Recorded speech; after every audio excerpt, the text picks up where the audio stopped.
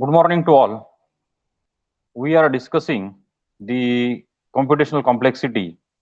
So, in the computational complexity, we have discussed so far the halting problem of the Turing machine, the decidability problem, the post correspondence problem, the mapping reducibility we have discussed, and the decidable problems with reference to the context free grammar, context free languages, and the regular languages that we have discussed how the theorems are given and how the theorems are to be proved with certain fundamental concepts. So that already we have discussed. Now today in the today's session we are going to see about the time complexity. So how the time complexity of an algorithm is to be considered, how to measure the time complexity, specifically the class of the problems, means the basic category, P class and NP class polynomial time, and the non-deterministic polynomial time, that we are going to see in the today's session. So let us be focused and concentrate on the slides here. The complexity of a problem or the program is measured in terms of computing time required by the problem or the storage space requirement of the problem. So if a program is written, for example, a simple program is written addition of two numbers, and if you want to find out its complexity, the complexity is nothing but it is in two terms. It is in the it is in terms of the time required to execute the program correctly, and second parameter is nothing but the storage required to save that particular program or to save that particular file in the main memory. Getting this point, suppose a program is written, for example, addition of two numbers, so it is a very small program. So as compared to the space complexity or the space requirement is very less for this particular program. And when the program starts execution, so how much time it require for its complete execution, that is also important. So it adds it, so it executes, it asks at enter number one, then enter number two, and it immediately display the addition of the numbers. So within how much time how much time the user get the result, that is very much important. So that is nothing but the performance of your the one can say the program or the problem. Getting this point? So we can say that the two parameters are required for the computing time or computing the time complexity of a program. That is nothing but the frequency count of each operation. That is the number of times the operation is being executed. So in a program, for example, if a for loop is there, so suppose in a program you have written a for loop for I equal to 0, I is less than n, I plus plus, right? And in that you are writing, say for example, print f, say for example hello. If this statement is there, so number of times this in the inside this particular bracket, how many times this particular operation is being executed, how many times this operation is being executed, and time required for one computation. For example, n equal to 5, for example, so we can say that the hello word is being printed 5 times. It is printed 5 times on the screen, hello hello hello hello, right? So in this case, so number of times, so how times that particular how time that particular operation is being executed, it is executed for 5 times. And for execution of one operation, and for execution of one operation, how much time is required for execution of one computation or one operation. So that is nothing but that is to be considered here, that is to be considered for the this is the total time for that particular program, right? So the product of these two parameters, these product of these two parameters means number of times the operations are number of times the operation is being executed, and time required for one computation, time required for one operation or for one computation is the total time required for the computing for that particular operation. Getting this point? So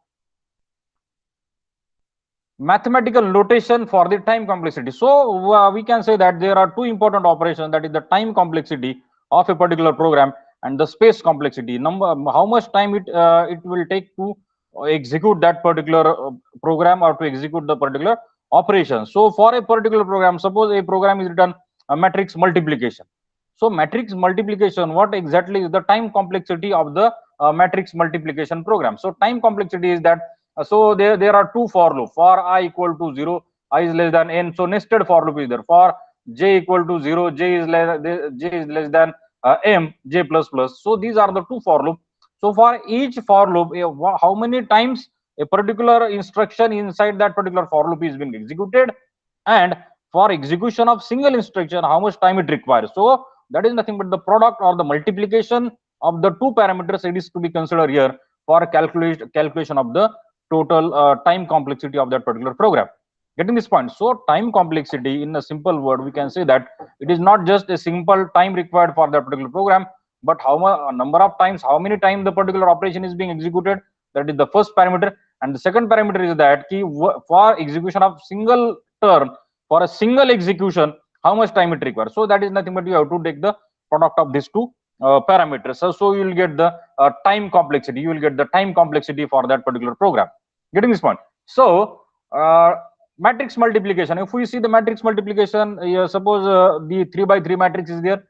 So we are entering 3 by 3 means 3 elements for the matrix 1 and 3 elements for the matrix 2. Sorry, 3 elements, 3 by 3 matrix means total 9 elements for matrix 1 and 9 elements for the matrix 2 we are entering here. So for multiplication of this particular, so operation, multiplication operation, how much time it takes, that is nothing but total time complexity for that particular program. That is nothing but the time complexity of that particular program, right? And the space complexity, if we consider the space complexity, so we have to store this 9 element of the matrix 1 and 9 element of the matrix 2, that is 3 by 3. So how much space is required? So we are going to say in a double direction array, for example, A and say 3 3, and another double direction array, suppose matrix B is there, 3 by 3. So this is a double direction array. So that much amount of space is being reserved in the memory to store that array elements, right? So space complexity, yes, we can find out with the help of our, means it is a static one. The static memory is being allocated for the storage of that number of items, but the time complexity is purely depend upon the operations and the frequency count of the each and every operation in that particular program. For example, if input the elements of the first matrix, means user is going to input the elements 1 2 3 4 5 6 7 8, 9 elements are being entered here. Say for example 1 2 3 4 5 6 7 8 9. So first elements are being entered, and this operation is executed only one time. Enter the elements and each element is being scanned here, each element being scanned here. So this operation we can say executed only one time, because there is no for loop, just we are entering that number of elements. And for the second case also, suppose enter the elements of the second matrix, suppose 2 2 2 2 2 2, all elements are 2 for example. So this is also executed one time. So this is nothing but execution, that is the single operation executed one time. But when actual matrix multiplication operation start, when actual multiplication operation start, so we can say that the maximum time of that particular matrix multiplication program, it is spent on the multiplication operation. It is spent on the multiplication. What code we have written here within this two for loop, we have written the actual multiplication operation. So maximum time. So if we consider the 100% is the total time, suppose 80% time which is spent on the actual performing the multiplication task, but only 20% time of the total time is spent on the taking the input from the user, right? So this is one factor to be remember, that the time complexity also depending upon the different factors. So you are inputting some input, so but this taking input is very less as compared to the actual execution of that particular or the frequency count of that particular operation, right? So two important parameters, that is nothing but the time complexity and the space complexity. And the time complexity denoted mathematically by big O notation. It is denoted by big O notation, small o notation, theta notation, omega notation is there, as well as the theta notation is there. So let us see what is the exact meaning of big O notation, how the time complexity of an algorithm is denoted by the big O notation. Big O notation is used to express an upper bound of the computing time. So what is the upper bound of the computing time? It is used to express the upper bound of the computing time. So here, so upper bound means f of n equal to O of big O of g of n. So remember this, f of n is equal to O of g of n if and only if there exist two positive constants c and n0 such that f of n mod of f of n less than or equal to, it is less than or equal to C, any constant C dot mod of G of n for all n greater equal to n0. Getting this point? So this is just the definition. So let us go through it once again.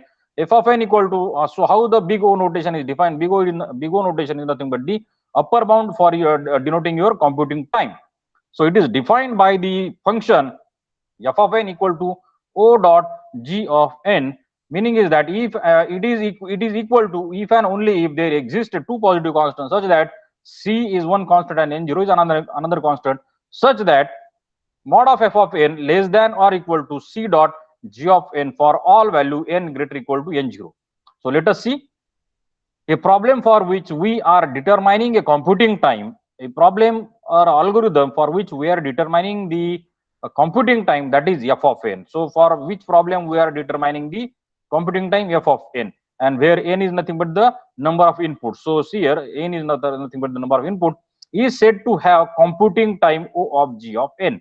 So this is nothing but your problem, or this is nothing but your algorithm f of n, and its computing time is denoted by O of G of n, right? This means that for increasing value of n, as you go on increasing the value where n is nothing but the number of inputs, value of input n, the resulting time will always be less than some constant G of n. So meaning of this particular statement is that for increasing value of n, as you go on increasing the value of n, the resulting time will always be less than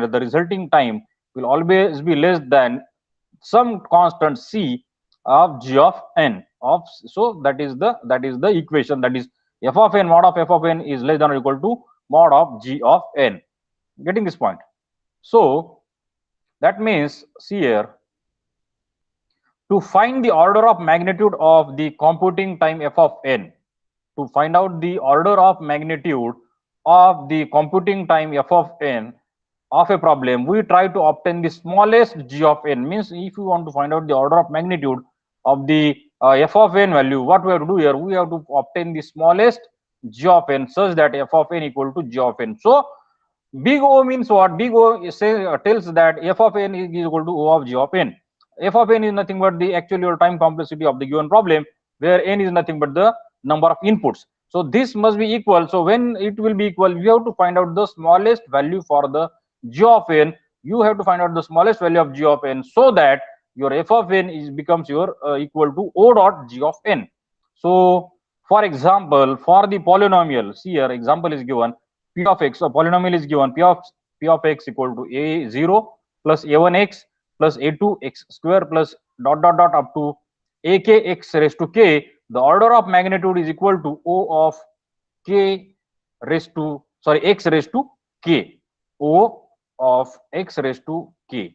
So what is the meaning? Meaning is that if there are two problems, those computing times are O of n and O n raised to 2 or O n square respectively, and both are performing the same task on n number of inputs, then the problem having computing time O of n is superior and faster compared to the problem with computing time O n square. Getting this point? So meaning is that, so the polynomial time or the computing time or the time complexity is given by, for this problem, because we are taking the highest magnitude, that is nothing but x raised to k. So I directly write the complexity is O of x raised to k, or this is nothing but the highest term in the polynomial, that is nothing but it requires that much amount of time, f of n equal to, that is O of x raised to k. So what exactly it is? So if there are the two problems, so O of n is always better as compared to O of n raised to 2. Why? Because this n is nothing but the number of input. This n is nothing but the number of inputs here. So if the same inputs are there, so if they are performing the same task, so if O of n is always better as compared to O of n square, right?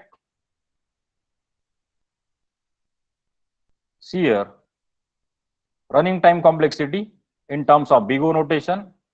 Now see the graph carefully.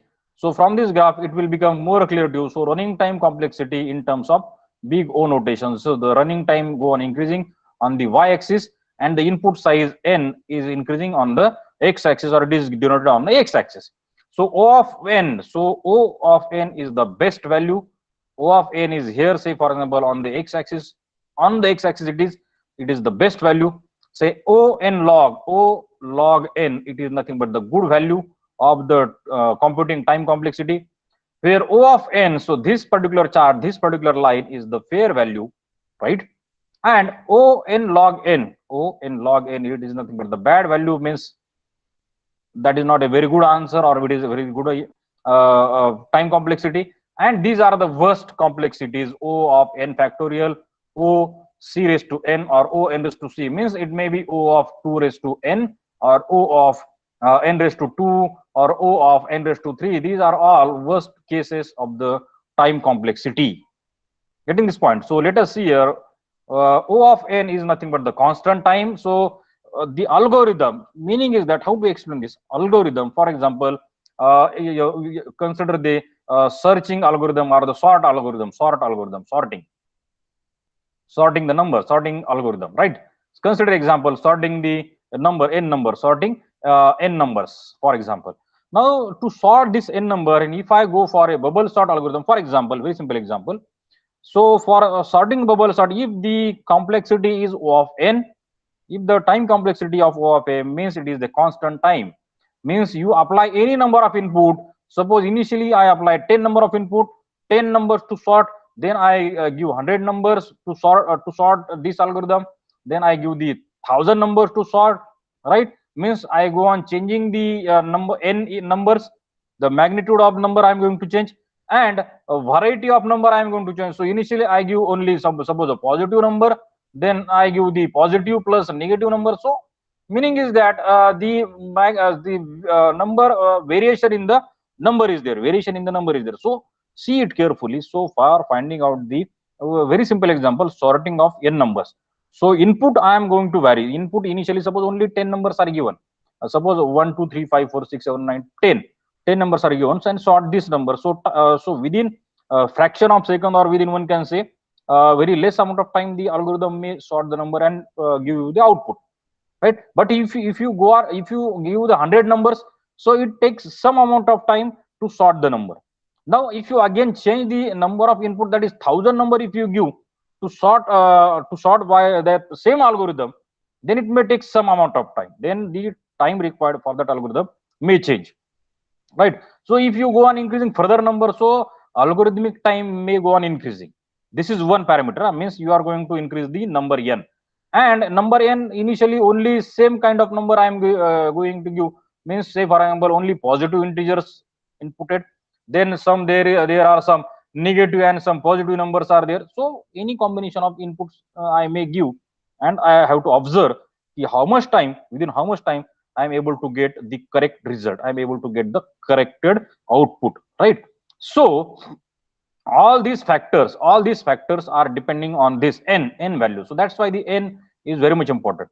So whatever may be the input value, though there are 10 inputs, 100 input, or 1000 number of inputs are there, whatever may be their nature, whether they are positive, negative, or mixture of positive and negative, any input is there, but still your algorithm executes in a constant time, that is the best case. So I can say O of 1 is the best case, the algorithm performing the best performance, right? So whatever may be the input, you change the nature of input, whether it is a homogeneous type of input, whether it is a heterogeneous type of input, the quantity, the volume of input you are going to increase, but still my algorithm, or that particular algorithm, is producing the output within a fixed amount of time, not taking more time. So that is nothing but O of 1 case, and O of 1 case is nothing but the best case, means in a particular amount of time the algorithm produces the correct result, not only the result but the corrected results, right? Next is nothing but the logarithmic time.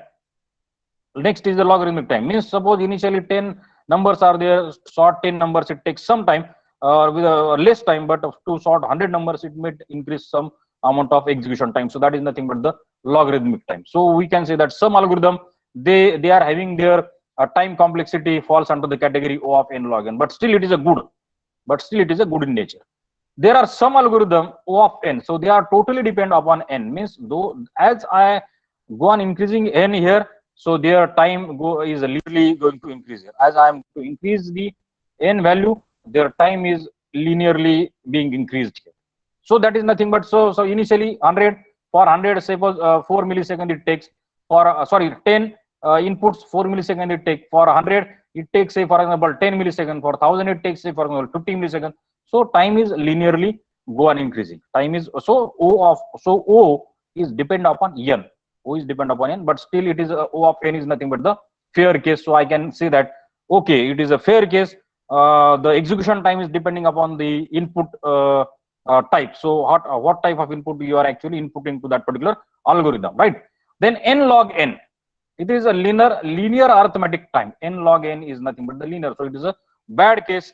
It takes a lot of amount of time. So n log n, so n log n is nothing but it is a bad time actually.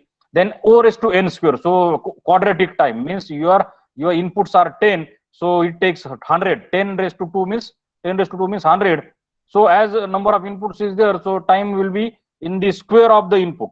Time calculation in the depending upon the square of the inputs given, so it is nothing but the quadratic time. And all these cases, so all these are remaining cases, they are the worst cases of the time complexity of a given algorithm. It is a polynomial time, exponential time, factorial time, and the infinite time. Getting this point? So see it once again carefully, because this is a very important concept. As you see the algorithm analysis and the time complexity of any algorithm, so this concept you require for in any algorithm. You go for any language, any programming language, any algorithm you have to develop, you have to find out its time complexity, and these are the basic factors. So this is the basic concept to find out the time complexity. O of f of n, that is equal to O of g of n. So this O of g of n is nothing but g of n value becomes 1, it is the best case. So O of log of n, it is nothing but, so log of n is the good, O of n is still a fair case, but n log n, it is nothing but your bad case. So this is nothing but bad. So this is nothing but the time go on increasing this way. All right, O of n square, all these are nothing but the log, all these are nothing but your one worst cases. These are nothing but your worst cases. Getting this point? So see here, the most common computing times for many problems are O of 1, which is the best case, O of log n, then O of n, then O of n log n, and so on. Relationship between the different computing times are given here. O of n is the best, it is less than O of n. So time requirement. So O of 1 requires minimum amount of time, whereas O of n, O of log of n requires more time as compared to O of 1. O of 1. Then O of n requires again more time as compared to O of log of n. Then n log n requires more time as compared to this n.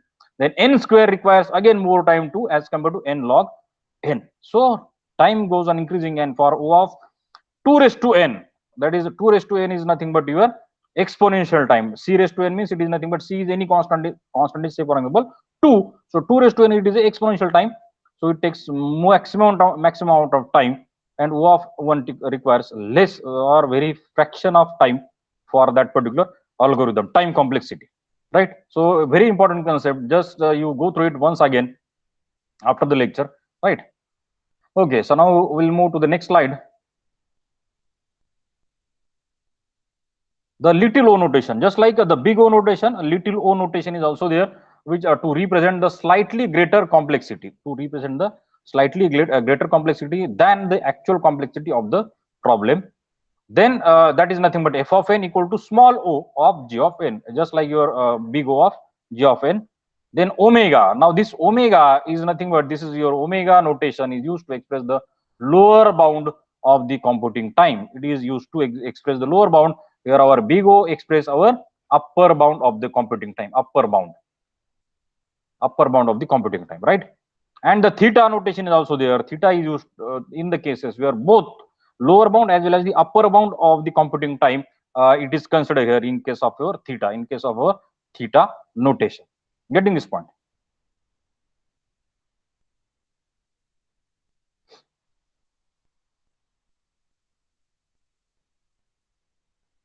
Okay, now one topic is here, that is time and space complexity of a Turing machine. So here we are finding out the time and space complexity required for the Turing machine. So let us see here, the time complexity of a Turing machine is given by the function t of n, just like your f of n, where t of n equal to maximum number of moves made by the Turing machine to process a string of length n. So maximum number of moves made by the Turing machine Tm to process a particular input string of length n. So the space complexity of a Turing machine is given by Sn, space complexity denoted by Sn, where formula for Sn is equal to maximum number of tape squares used by the Tm for an input of length n. Means how much is that is nothing but the maximum number of squares. These are nothing but the squares.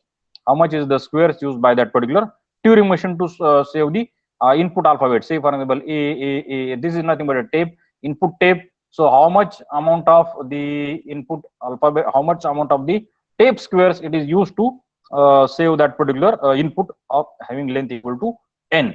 So we can write here time complexity T of n equal to n square plus 2n. So it is given. So you have to remember it. The time complexity of the Turing machine denoted by Tn equal to n square plus 2n. That is nothing but O dot n square. That is equal to O dot n raised to 2. Getting this point?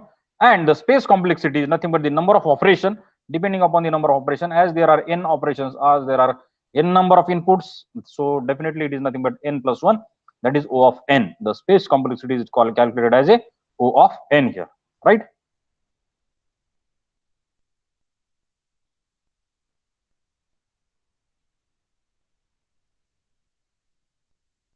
Now, next concept in this topic is nothing but the classification of problems. Classification of problems, or we can say the classification of algorithms. So, basically, how the algorithms or the problems are categorized. If a particular problem is there, so many standard problems or the standard algorithms are there, like your knapsack problem, or your Hamiltonian circuit problem, or your traveling salesman problems are there.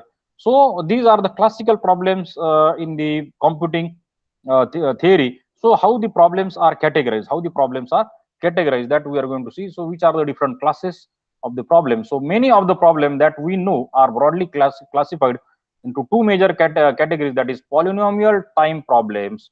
Very important concept. See it carefully, listen it carefully, and try to understand it. Polynomial time problem and non-polynomial time problem. It is called as a P problem and NP problems. Polynomial time problem referred as a P problem, and the non-polynomial time problem is referred as a NP problems. So what exactly is the meaning? So actually NP is the term, that is non-polynomial is the term used for non-deterministically polynomial. Means correct word is non-deterministically polynomial. So non-deterministically means we cannot determine. Deterministic means yes, you can determine, you can have particular decision, you can reach to proper decision by proper determining that particular having it certain fixed number of steps to that algorithm, so that it can be easily determined. But it is a non-deterministically polynomial. It is a non-deterministically polynomial, that is NP, or we can say in simplicity non-polynomial time. For simplicity, we refer it as a non-polynomial, or it is actually non-deterministically polynomial, right? So see the figure. So the problems basically they are of the kind of non-polynomial time. So some of the problems from this category, they belong to your polynomial time problem. These are nothing but your polynomial problems or P-type problems or P-class problem. Here is nothing but your NP class. This is nothing but an NP class or NP type non-polynomial type of problem or non-polynomial class problem. But some problem, few problems, they belonging to the P class. Now there are again two more categories. They are called as NP complete and NP hard problem. So major category of problems, they falls under the category of NP hard problem. Major category of the problems, they falls under the category of NP hard problem. The intersection, that is NP class and NP hard problem, the intersection part is called as the NP complete problem. Means these NP complete problems are your NP as well as they are NP hard problems. So they are referred as a NP complete problems here. Getting so detail we are going to see one by one. So detail about P class, NP complete and NP hard, that we are going to see one by one. So let us see the next slide. So P, NP, then we have the P is nothing but the class of problems which can be solved by a deterministic polynomial algorithm.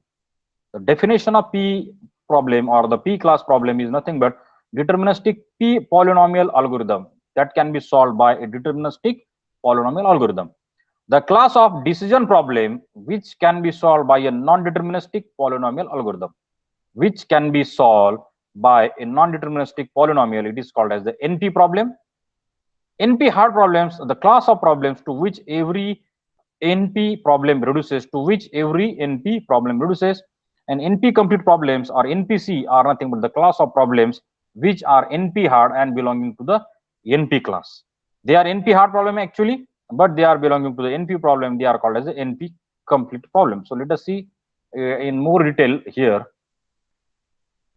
A problem whose solution can be given by a polynomial time algorithm. A problem, remember this point, a problem whose solution can be given by a polynomial time algorithm, then the problem is called as a p-type problem or the p-class problem. The function f of n is representing the computing time p-type or the p-class problem. So there are many problems which can be classified into these classes depending upon whether their computing time is polynomial of small degree or greater degree. The computing time of a problem is of the order. So already we have discussed the computing time. It is order of O of log n, O of n, O of n log n, or O of n square. Then it belongs to p-type problem. This is belonging to the p-type problem. So which are the problems? O log n, O n, then O of n log n, and O n square. These are the four classes, or these are the four types are there. They are belonging to your polynomial type problem, right? For example, searching. So all your searching algorithms, sorting algorithm, shortest path finding algorithms are there.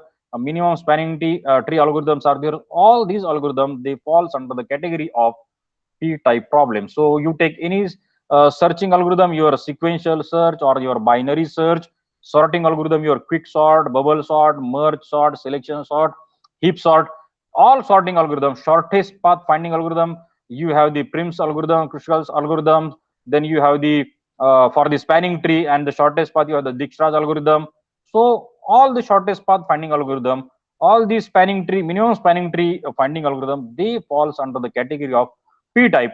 And why they falls under the category of p-type? Because their time complexity belonging to either O of it belongs to either O of log of n, or it belongs to either O of n, or it either O of n log of n, or O n square. So you take any sort algorithm, bubble sort, its time complexity, it may be either O of n. You take a selection sort, it may, the time complexity falls under this thing, either one, the 1, 2, 3, 4 category, or your searching binary search is there. So time complexity between O of log of n, or it may be 0 of O of n log n, or O n square, or your shortest path finding algorithms are there, or minimum spanning tree algorithms are there. Their time complexity falls under these four category time complexity, right? So they are nothing but your p-type problem, polynomial time. They are the solutions are given by the polynomial time algorithm. Solutions to these particular algorithms given by the polynomial time algorithm. That's why they are called as the p-type or the p-class problem. So remember the examples and remember their classes. These are the important classes.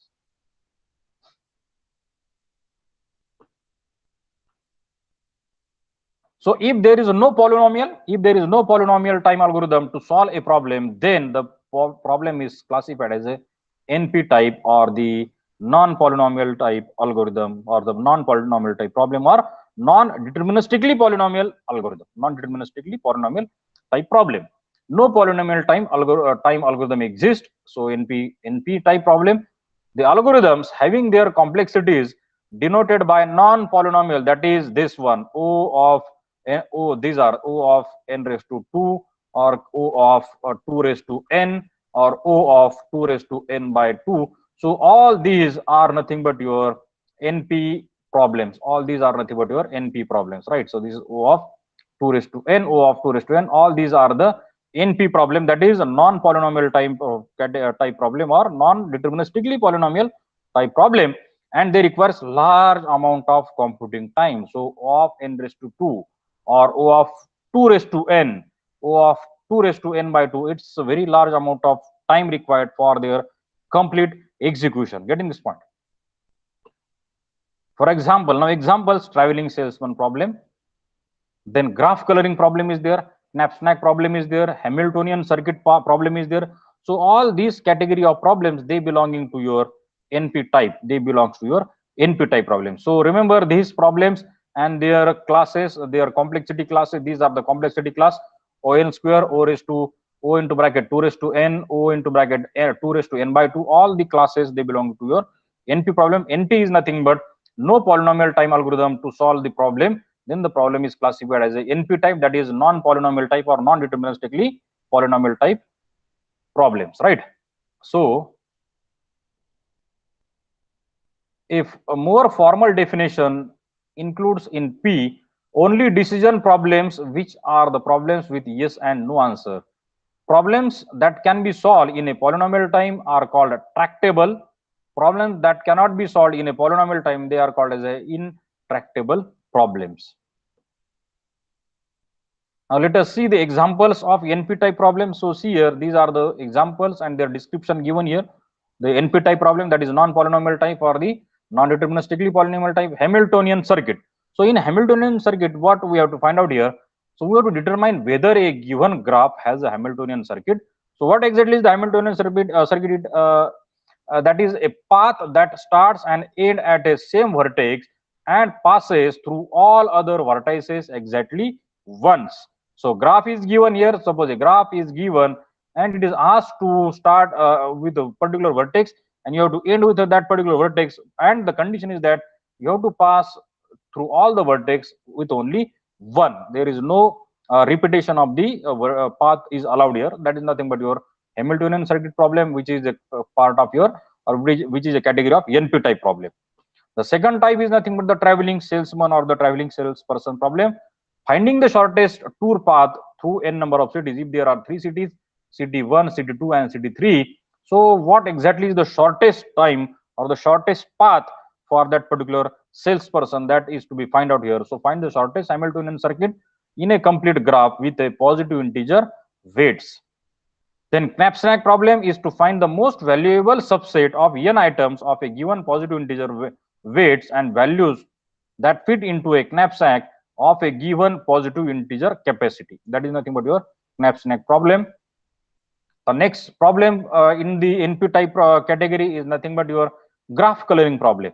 So for a given graph, find its chromatic number, that is the smallest number of color that need to be assigned to the graph vertices so that no two adjacent vertices are assigned the same color.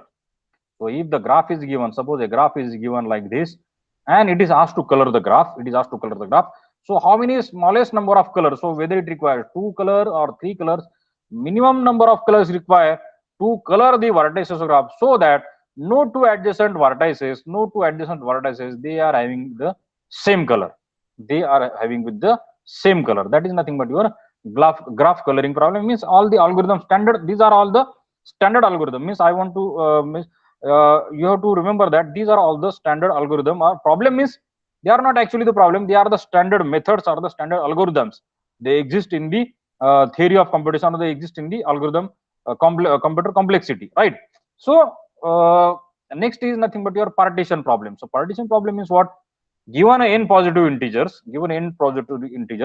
determine whether it is possible to partition them into two disjoint subset with the same sum. If the two n integers are given, suppose 10 number of integers are there, so determine whether it is possible to partition these 10 numbers so that two sets they are having the same sum. Suppose this it is possible into set 1, and if it is in set 2, so 5 numbers are here and 5 numbers are there, two disjoint subsets are there, but we have to ensure that the sum of this 5 number and the sum of this 5 number, that must be equal. That must be equal. That is the problem of partitioning, that is called as the partitioning problem or the partition problem. So all these problems, they falls under the category of NP, non-polynomial type problem. Getting this point? Okay, so we have seen in this session, that is measuring the complexity and most importantly the time complexity of an algorithm, how to measure the big omega notation used for the that is the mathematical notation used for the representation of the time complexity, the various classes of the time complexity starting with O1, then O of log n, then O of n, then O of n log n, and other classes of the time complexity that we have discussed with a graphical representation. And classification of problems, the next point which we discuss is nothing but the p-type problem, polynomial time problem, the problems that can be solved within a polynomial time, and the problem they do not have a fixed polynomial time, or it is a non-deterministically polynomial, it is called as a NP-type problems, right? So course outcome attainment express the understanding of the computational complexity. So these are the reference book. So let us stop here for the today's session.